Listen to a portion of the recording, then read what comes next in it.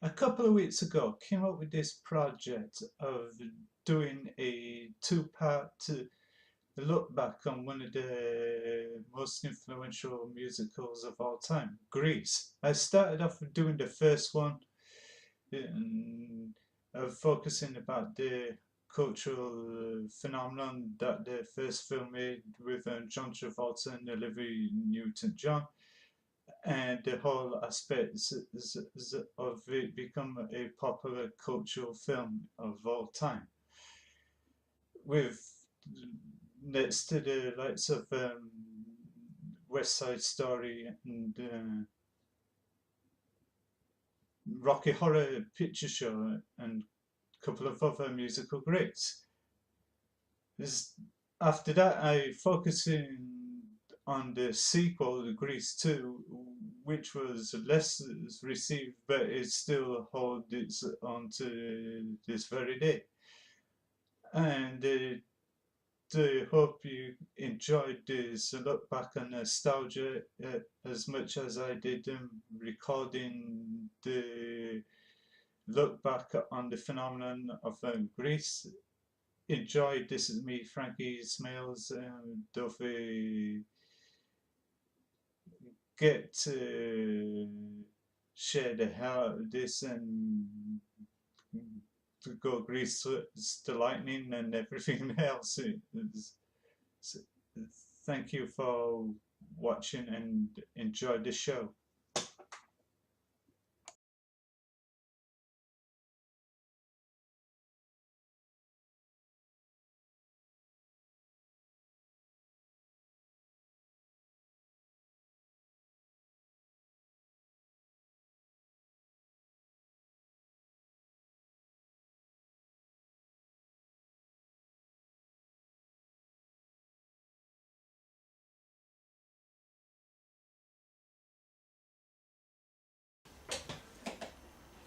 In my previous review, I discussed about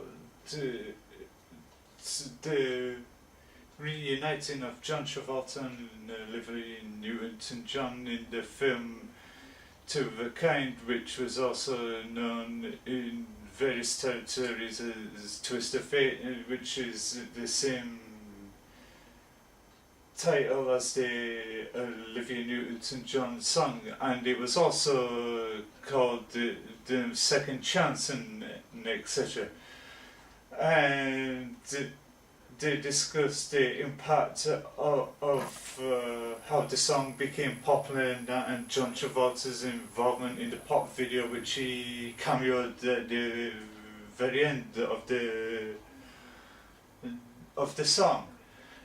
And they did promise is to do a two-part review spectacular focusing on the most brilliant musicals of all time, Grease, starting off with the first one, then move on to the second one, in which I did promise that, and here I am delivering it. Yeah, it was the creative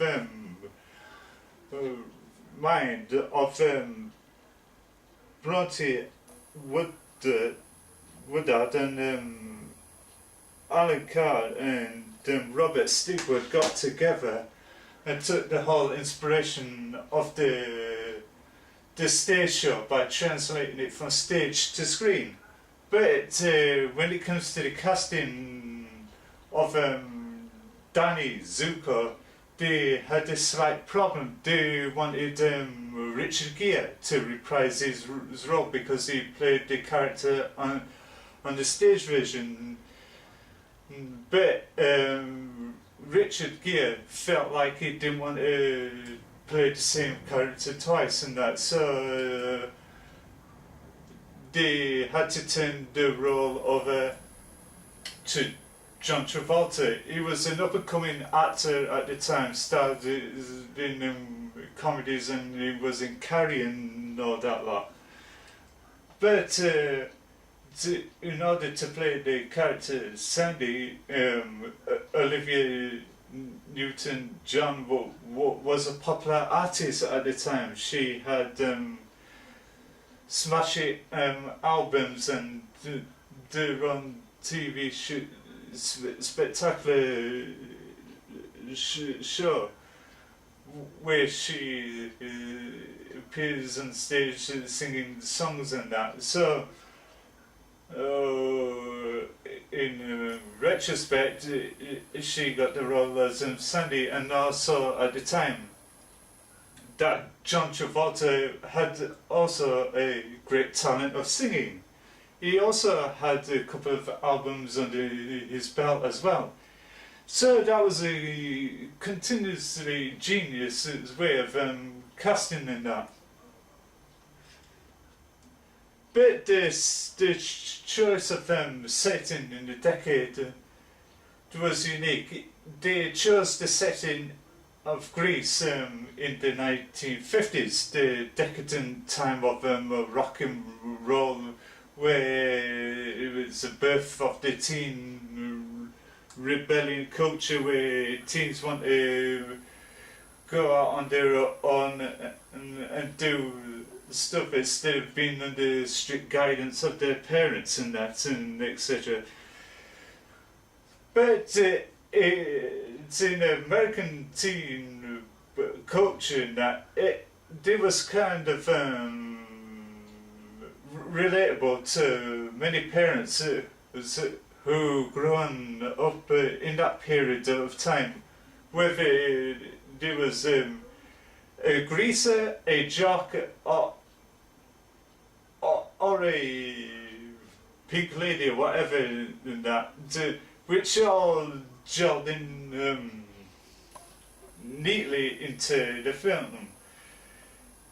However, the film starts off with a shot of the beach with Travolta and Newton-John romancing and that, and all of a sudden it cuts to an animation opening credits and that, with the title song Grease, that was written by the Bee Gees or whatever, etc. Which the animation was great, definitive of its time. But that's one thing the sequel lacked of the same brilliance as the first one did, and etc. But the script writing was great, the acting performance here was great, a lot better than the second film that came years later. And all the cast was really into their roles, and that there was nobody who didn't disappoint. They're always really energetic and more tuned into the roles, and they can be quite relatable to the fans who watch. They want to be a Sandy or the Danny or Riz or one of the other characters from the film, which fans become relatable and did a lot of tribute cosplaying that. Yeah, it was great of its time. It still holds up to this very day. It still do very well in theatres all over the world, with stage shows and that, with great spectacular songs, very memorable to this very day, and that's why it holds its own with the likes of the West Side Story and all sorts of other great musicals as well, and etc.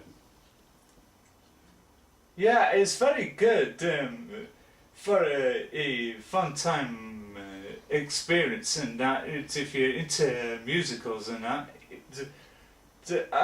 Sorry, the first time I was very impressed and how it was. To say I was not a huge musical film lover at the time, so I gave it a try. I was bowled over by the choreography, by the singing talent and the acting talent, and John Travolta and Olivia Newton-John nailed it, which led them to go on to do other things at the time shortly after, and and yeah, it became a definitive musical, and it still holds its own. The music nails it in that. There was a 2-disc soundtrack in that, and etc. There was not one single part of the film I did not like. In fact, I liked the entire film. I enjoyed it from beginning to end. It became memorable. Fans know the songs word for word, like the Rocky Horror Picture Show did a few years earlier before this. So that is like Greece still holds its own. It still has stage shows around the world. People who go to these special shows in costume and that all stand up doing the dances and the songs, and that becomes memorable.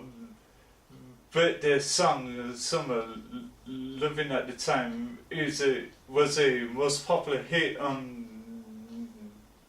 music video channels like VH1 and MTV, as it was until it went a complete different direction, but which they still continuously show the song repeatedly, and fans still enjoy the film for what it's worth, and but it was a sad thing to hear that Jeff Conway died many years later, to say one couldn't be around to reminisce about the film and that, and etc. But for the first film, it was a great direction from Randall Kleiser, who did other films as well. Yeah, and great contributed efforts and that. He had great relatable characters to those who grew up in the decadence of the 1950s and etc. It transcends the culture aspect of it all, which, to retrospect, this film generated a cultural fan base and that reached the stratosphere of pop cultural status, up in the same stratosphere as the Rocky Horror Picture Show and the Starlight Express and Wicked and etc. and within the same power and disparity as other musicals like Les Miserables and Moulin Rouge and etc. But yeah, it's still relatable to this very day, which fans can relate to. Be the characters. Girls like to go around dressing up like Sandy at the end of the film, which she changed into a bad girl persona, and everybody, and all the guys want to be the John Travolta character, Danny, with the greased hair and the leather jacket with the T-bird motif at the back and etc.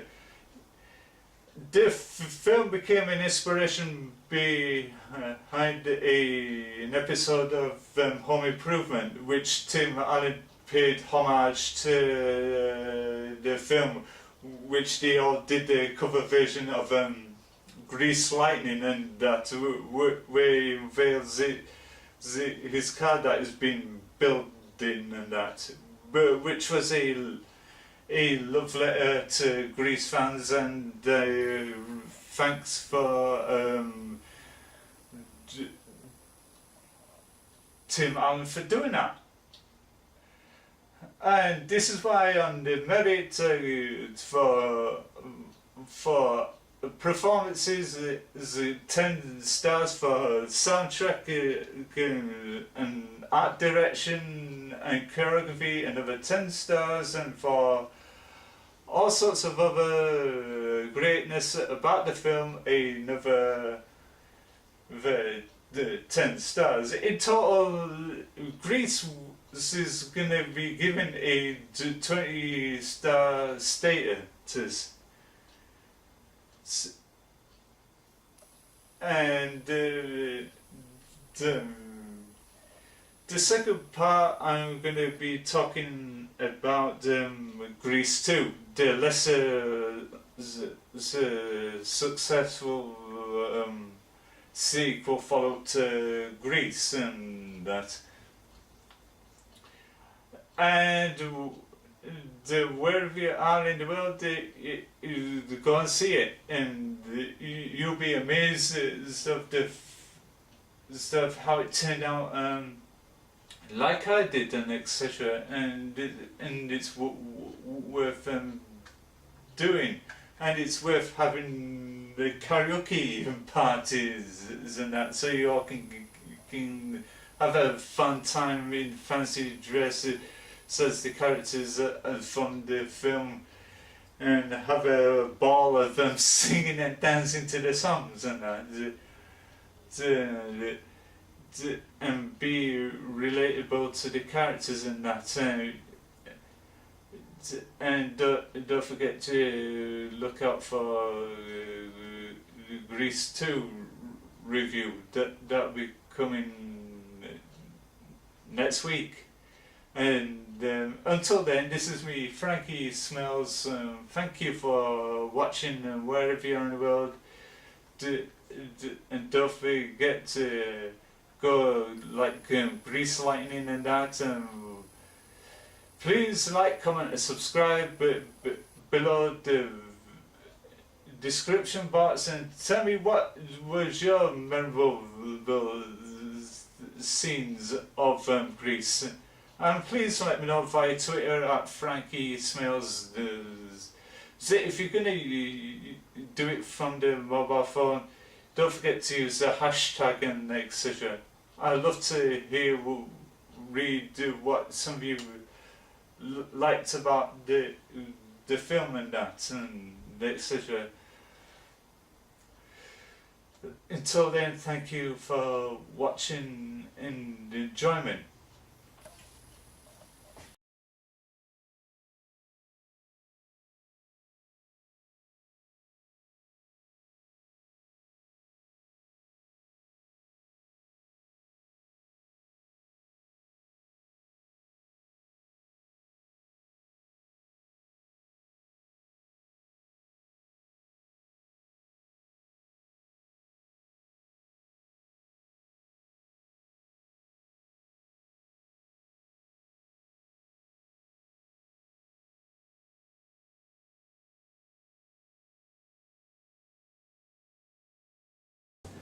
Yeah, in the last review I was going about how it impacted first film in the Grease film trilogy, how it shaped the world of people respected the brilliance and creativity musicals had to offer, with the likes of the Rocky Horror Picture Show and a couple of other popular musicals that grown a cultural followings and that.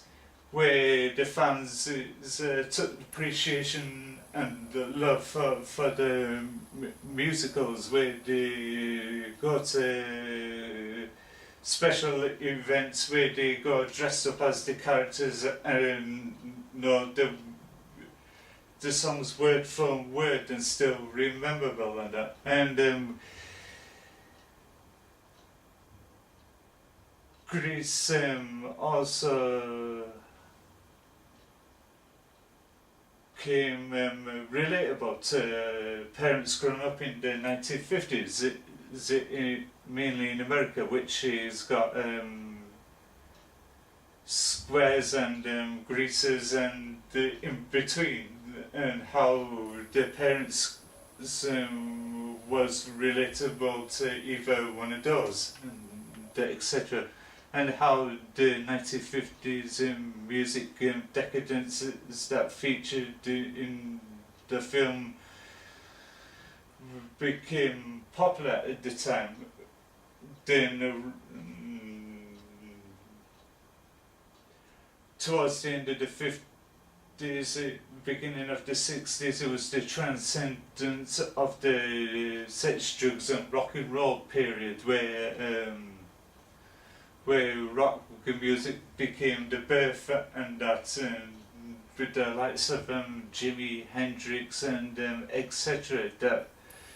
That took center stage, where people became the influence of drugs and rock and roll and that, which all became the fine ingredients of this sequel. But the problem was, at the time, they had to move the story on, which the old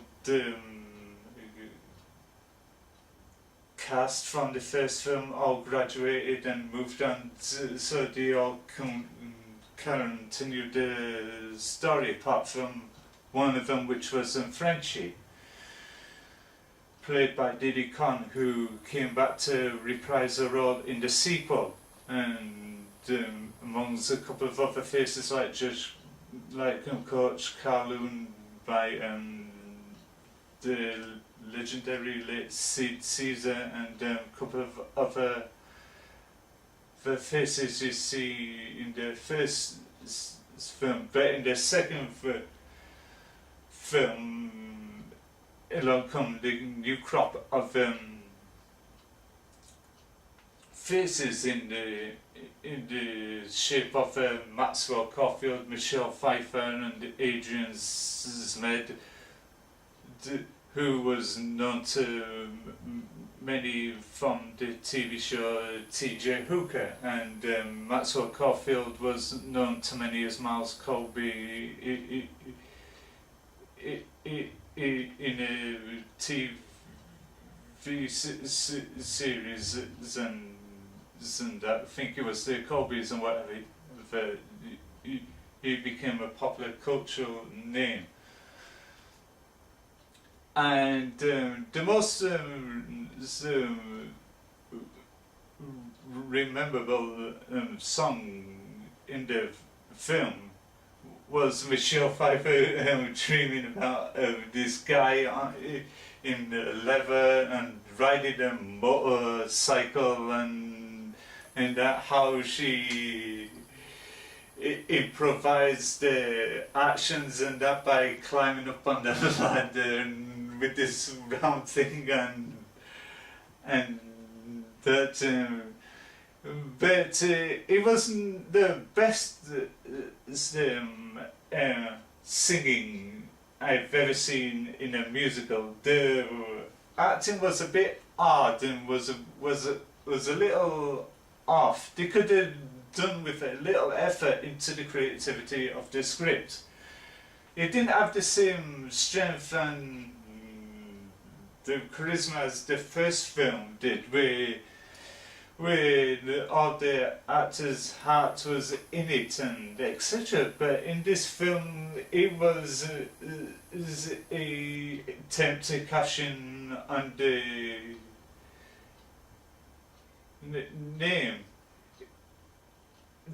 you might as well regard it as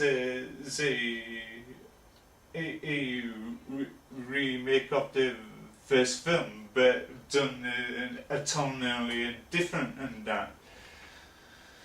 But 80s did have the step into the musicals, but whatever they tried was did not succeed, like the Apple, which was in 81, and Short Treatment regarded as a pseudo follow-up to the Rocky Horror Show, and that, but they all failed to make an impact amongst the fans who seen the originals and that, and but the problematic was if they did carry on the continuation of the first film, is getting John Travolta and Olivia Newton-John back to reprise their roles, which they apparently there was talks of a third film, which there was rumoured stories of having Kylie Minogue as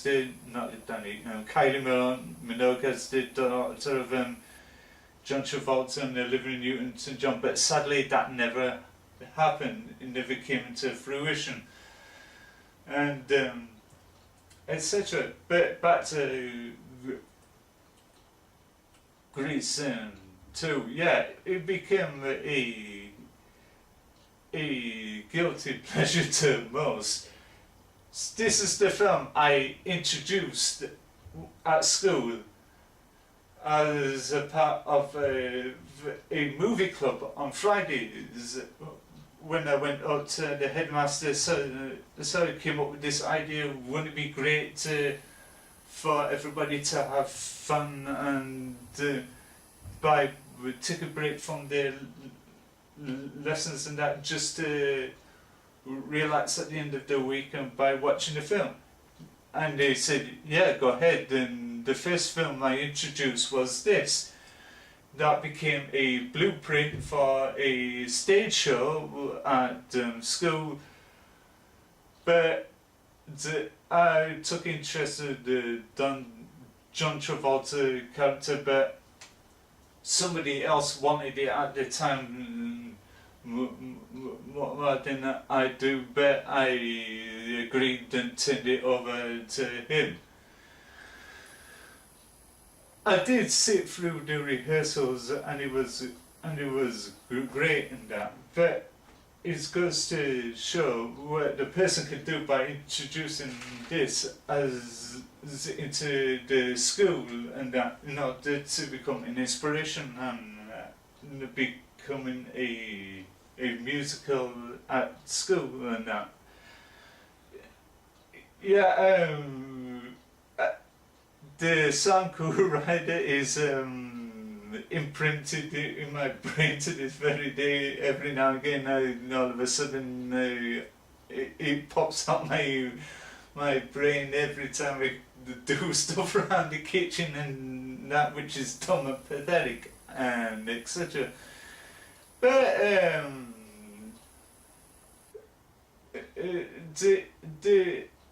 this sequel never had much of a cultural following as the first film. It never gave time to breathe and grow to many people. To say many fans of the original didn't take to the sequel, and that's why it never fared well amongst the critics and that and etc. But which was a shame, and if they kept to the strength of the script writing brilliance of the first film and get Randall Kleiser to come back and agree to do the second film and have brief cameo appearances from John Travolta and Olivia Newton-John, that would have been worked perfectly. But John Travolta was contracted to do other films at the time, and Olivia Newton-John was busy going off and for making successful albums and that. Yeah, but it became a cultural aspect in the medium and that. And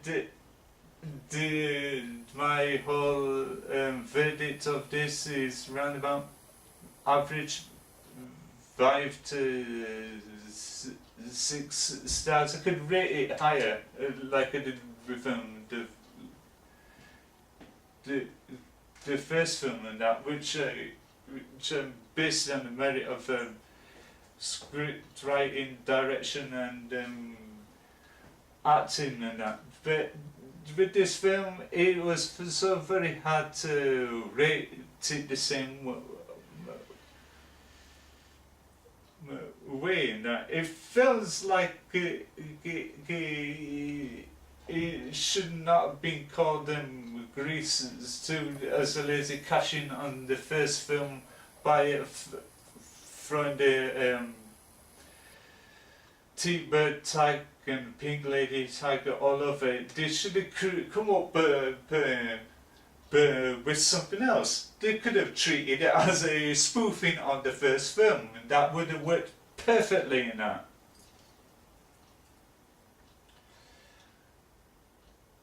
But it wasn't not a good start for Michelle Pfeiffer. She went on to do bigger roles like Witches of Eastwick and Batman Returns.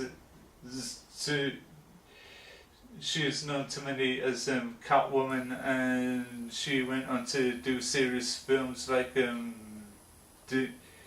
Dangerous Minds and etc. And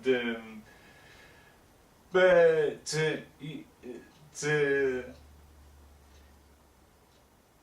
it was with this, it was nothing memorable to many fans. Do what have any memorable songs to continuously known, and that they felt like the film was rushed in that it wasn't well treated, and it was a complete mess. It was with the production of the film. They wanted to cash in on the first film by pumping it out to way too quickly. That's the problem with some of the films in the early 80s, which they was rushed too quickly, and that's why some of them did not take and succeed, and etc. Yeah, and all I could say about it, yeah, it's a guilty pleasure to some, and yeah, it's a fun time musical to watch when you're basically drunk and etc. When you spike the coke with rum and that, if you want to get high. But the acting could have done a little bit improvement, and that it wasn't the fault of the actors, and that they got a lamed up script, and that they should have treated the characters with respect, kept it in the continuation of the first film instead of changing it, getting a different director to direct it instead of keeping the original director, which was Randall Kleiser, and that had cameo pop-up appearances from John Travolta and Olivia Newton-John. Then it would have worked better, but sadly it did not work that way, and etc. And that's all I can say about Grease 2. This has been a pleasure for me to do this two-part review on the story behind the most popular musicals of all time with Grease and that, and they will come all together, and that I will be finding materials and that to add as a bit of an extra, like a picture gallery is something like that, as a way of